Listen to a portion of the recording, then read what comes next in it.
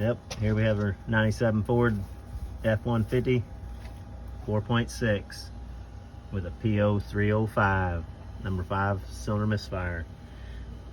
We got our Noid light on it and our spark tester. Yep. We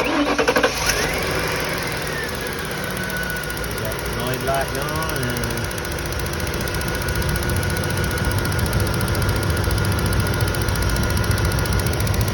got